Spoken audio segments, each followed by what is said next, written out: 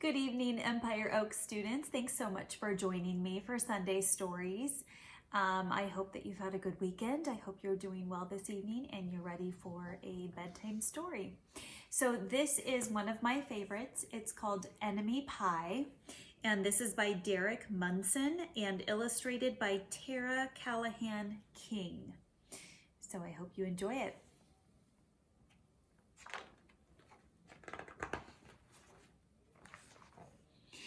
It should have been the perfect summer. My dad helped me build a new tree house in our backyard. My sister was at camp for 3 whole weeks, and I was on the best baseball team in town. It should have been a perfect summer, but it wasn't.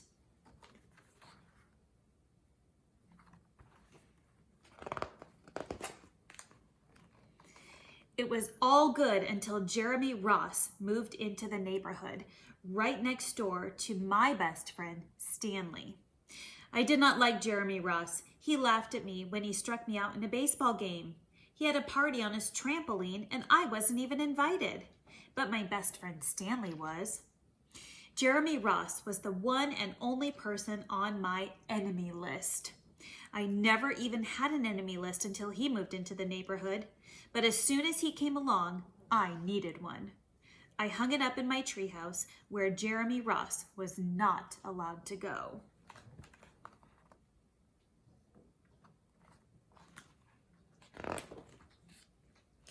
Dad understood stuff like enemies. He told me that when he was my age, he had enemies too, but he knew of a way to get rid of them. I asked him to tell me how. Tell you how?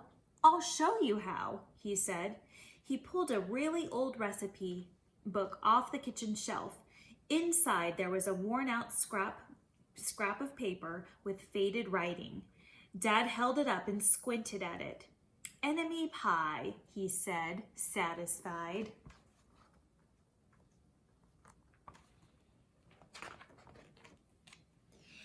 You may be wondering, what exactly is in enemy pie? I was wondering too, but Dad said the recipe was so secret he couldn't even tell me. I decided it must be magic. I begged him to tell me something, anything. I will tell you this, he said. Enemy pie is the fastest known way to get rid of enemies. Now, of course, this got my mind working. What kind of things, disgusting things, would I put in a pie for an enemy? I brought Dad some weeds from the garden, but he just shook his head. I brought him some earthworms and rocks, but he didn't think he'd need those. I gave him the gum I'd been chewing on all morning. He gave it right back to me.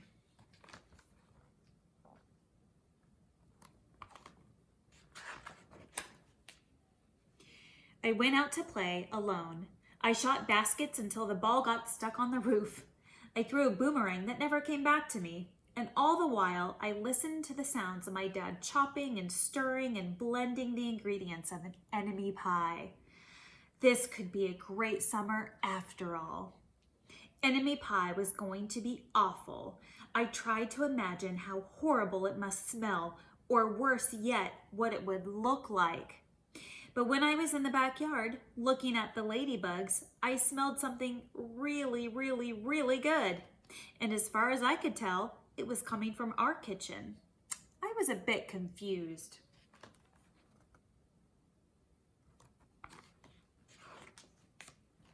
I went in to ask Dad what was wrong. Enemy pie shouldn't smell this good. But Dad was smart. If enemy pie smelled bad, your enemy would never eat it, he said. I could tell he'd made enemy pie before. The buzzer rang and Dad put on the oven mitts and pulled the pie out of the oven. It looked like a plain old pie.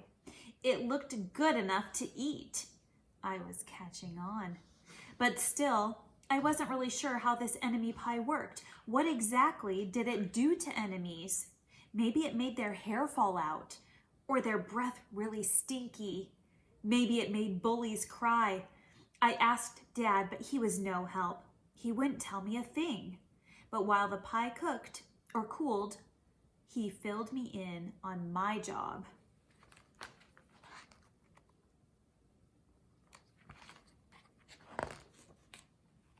He talked quietly. There's one part of enemy pie that I can't do. In order for it to work, you need to spend a day with your enemy. Even worse, you have to be nice to him. It's not easy, but that's the only way that enemy pie can work. Are you sure you want to go through with this? Of course I was. It sounded horrible. It was scary, but it was worth a try. All I had to do was spend one day with Jeremy Ross, and then he'd be out of my hair for the rest of my life. I rode my bike to his house and I knocked on the door.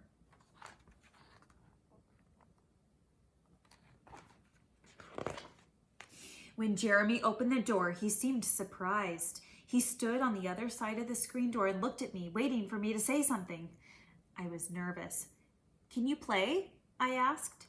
He looked confused. "I'll go ask my mom," he said. He came back with his shoes in his hand. His mom walked around the door or around the corner to say hello. "You boys stay out of trouble," she said, smiling.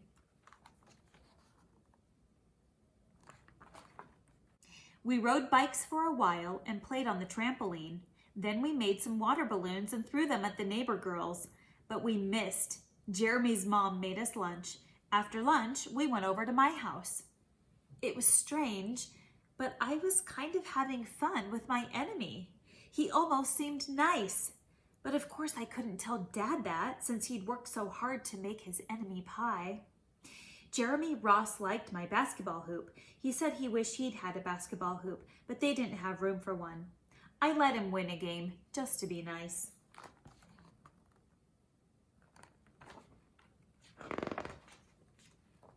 Jeremy Ross knew how to throw a boomerang. He threw it and it came right back to him.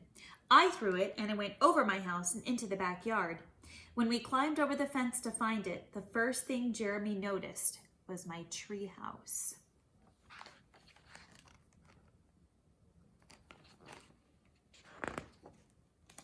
My tree house was my tree house. I was the boss. If my sister wanted in, I didn't have to let her. If my dad wanted in, I didn't have to let him. And if Jeremy wanted in, "Can I go in it?" he asked. I knew he was going to ask me that. But he was the top person, the only person on my enemy list, and enemies aren't allowed in my treehouse. But he did teach me how to throw a boomerang, and he did have me over for lunch, and he did let me play on his trampoline. He wasn't being a very good enemy. "Okay," I said, "but hold on."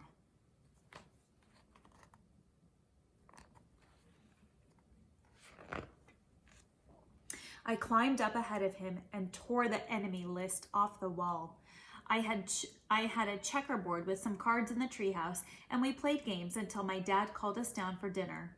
We pretended we didn't hear him. When he came to get us, we tried to hide from him, but somehow he found us.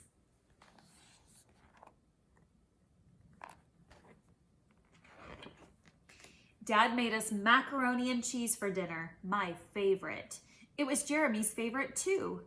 Maybe Jeremy Ross wasn't so bad after all. I was beginning to think that maybe we should just forget about the enemy pie. But sure enough, after dinner, Dad brought out the pie. I watched as he cut the pie into 8 thick slices. "Dad," I said, "it sure is nice having a new friend in the neighborhood." I was trying to get his attention and trying to tell him that Jeremy Ross was no longer my enemy. But Dad only smiled and nodded. I think he thought I was just pretending.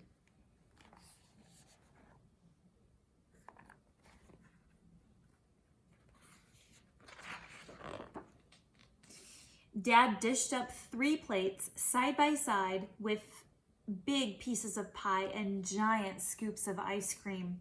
He passed one to me and one to Jeremy. "Wow," Jeremy said, looking at the pie. "My dad never makes pies like this."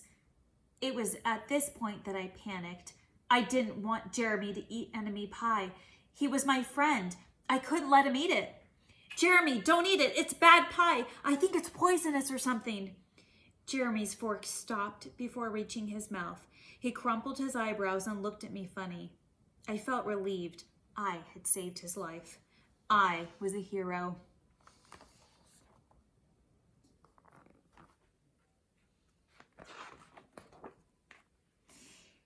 If it's so bad, Jeremy asked, then why has your dad already eaten half of it?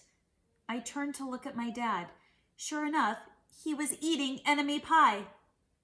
Good stuff, he mumbled through a mouthful. And that was all he said. I sat there watching them eat enemy pie for a few seconds. Dad was laughing, Jeremy was happily eating, and neither of them was losing any hair.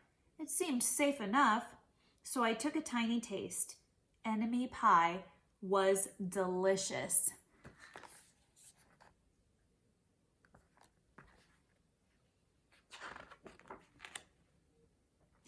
After dessert, Jeremy rode his bike home, but not before inviting me over to play on his trampoline in the morning. He said he'd teach me how to flip.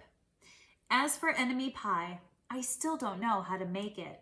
I still wonder if enemies really do hate it, or if their hair falls out, or if their breath turns bad.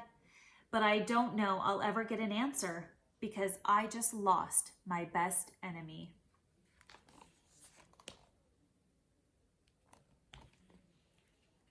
All right. So you might have read this story before in one of your classes because it's pretty popular. But I want you to think about how the main character changed from the beginning of the story to the end of the story. What do you think he learned about Jeremy? And think about how he felt about Jeremy at the beginning of the story versus how he felt about Jeremy at the end of the story. So this is a great story. I think we can learn a lot about friendship, and I hope that you guys liked it. So have a wonderful night. I miss you, and I hope you have a great week. Sweet dreams.